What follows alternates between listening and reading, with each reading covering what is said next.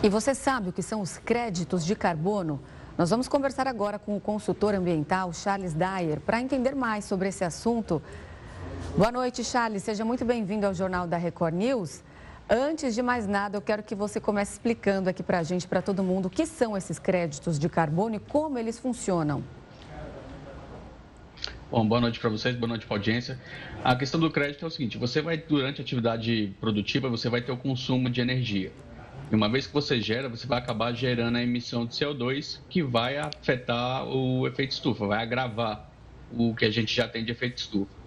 Então, o crédito ele é gerado a partir do momento que você passa a ter sua atividade produtiva gerando menos carbono ou retirando carbono da atmosfera em relação a um determinado nível. Ou seja, você gera um excesso de retirada de carbono.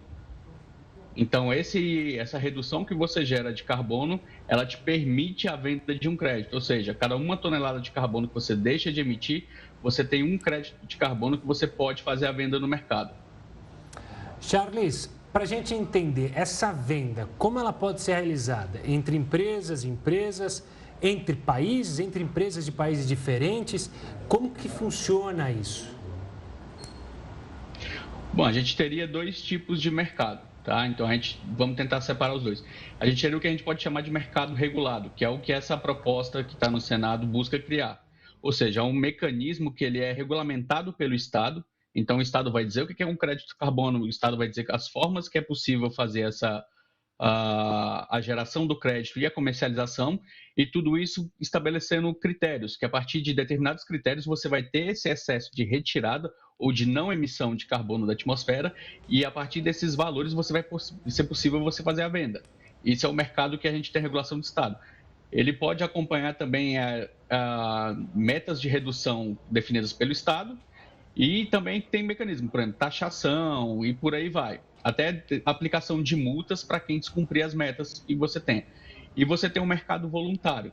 No mercado voluntário, você vai ter um grupo de empresas, terceiro setor e até mesmo países podendo participar, estados, entes subnacionais, onde você não tem a obrigação de fazer redução da emissão de carbono.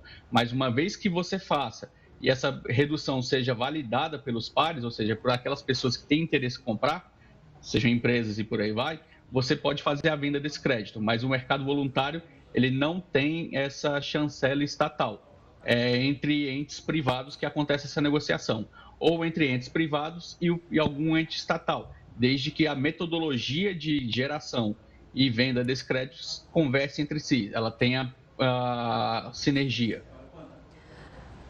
Mas, Charles, como precificar isso? O valor do crédito de carbono ele é estipulado pelo país que desenvolveu aquele projeto? A gente pode pensar o seguinte, quando a gente vai precificar o carbono, a gente tem que pensar na natureza desse carbono. Por exemplo, se eu estiver falando de uma emissão de CO2, simplesmente, a gente tem todo o impacto que o CO2 causa no aquecimento global. Se a gente estiver falando de emissão, por exemplo, de metano, que ele tem um potencial de efeito estufa bem maior, 23 vezes maior que o CO2, ele vai ser um preço maior. Mas para acabar com essas diferenças, se criou a figura do carbono equivalente, ou seja, todas as emissões elas vêm para o padrão de CO2, ou seja, o padrão de CO2, e a partir dali você tira o preço.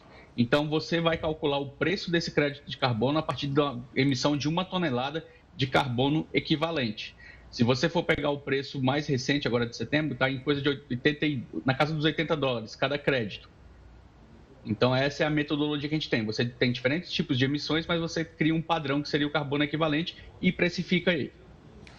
Charles, olhando para o projeto, para essa ideia de mercado do carbono, não é uma forma de governos e empresas continuarem poluindo? E outra, os países em desenvolvimento, que não têm dinheiro suficiente, que também não têm programas para justamente descarbonizar o seu plano industrial, não saem perdendo? Como resolver essas questões? Bom, a gente tem que partir ao se olhar o projeto de lei, até porque ele não foi aprovado ainda. Do Senado ele vai para a Câmara e pode ter alterações. Mas você vai ver que vão ser estabelecidos limites para os setores. Então, a gente vai ter metas de redução E eu acredito que essas metas, principalmente considerando que é o legislativo brasileiro que está pensando, ele vai pensar na sanidade do mercado nacional. Ele não vai querer fechar a empresa, não vai querer ter perda de emprego, em paralelo ao cuidado com o meio ambiente. Então, esse cuidado vai ser tomado. Então, quando a gente pensa no mercado, a gente vai ver que, por exemplo, um aspecto positivo que o projeto propõe seria o quê?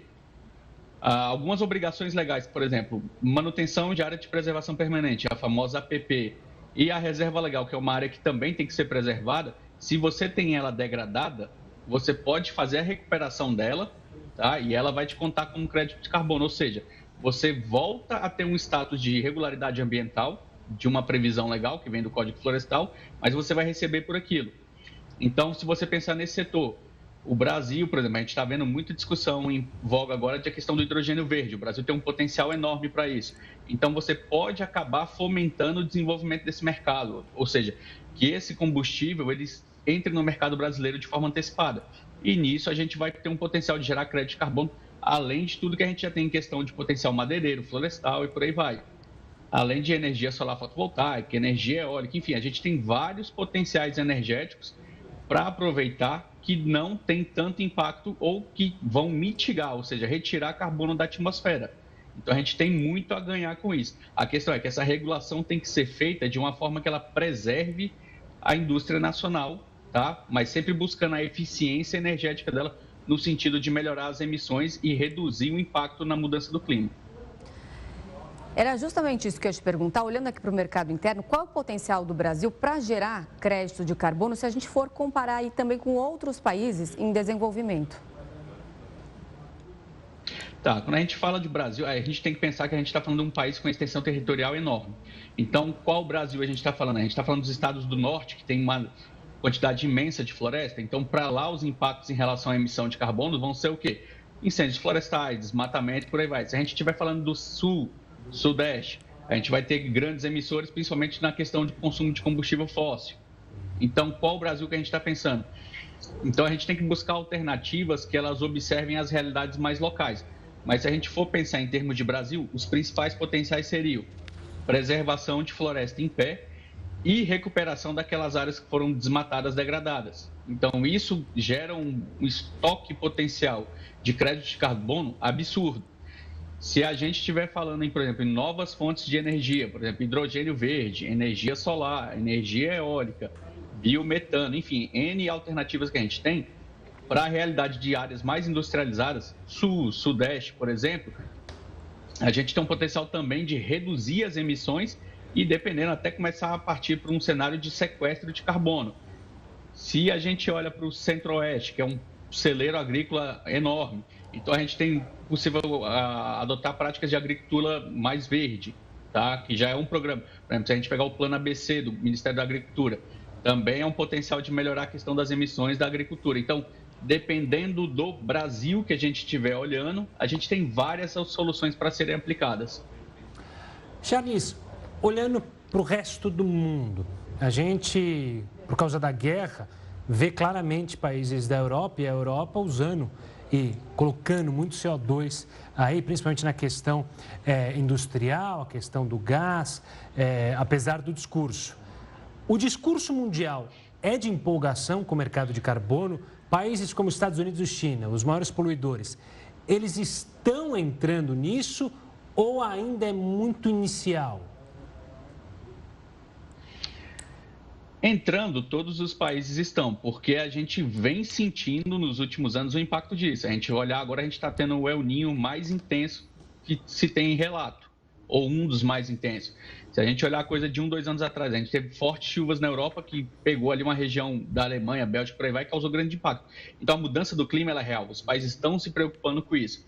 A questão é que as mudanças que a gente vai colher, os benefícios de se emitir menos gases, eles vão demorar um pouquinho para acontecer. Então, quando a gente pega os países que eles são desenvolvidos, eles têm uma facilidade maior de usar novas tecnologias e por aí vai, porque para eles é mais barato, tá? Mas eles não conseguem fazer essa transição de uma vez. Se a gente pegar em Estados Unidos, é um dos maiores produtores de petróleo do mundo e o maior consumidor.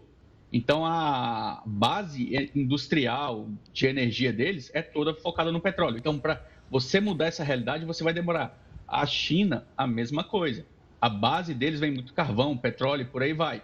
Então você não consegue virar isso da noite para o dia, mas eles estão investindo bastante por N questões, não só por mudança do clima. Se a gente for olhar a China, a questão da qualidade do ar é algo que eles têm buscado muito melhorar. E isso vem da mudança de uso de fonte energética, deixando de usar carvão, deixando de usar combustível fóssil. Então a gente vê esse perfil de mudança, só que essas mudanças elas são lentas para a gente observar os resultados delas.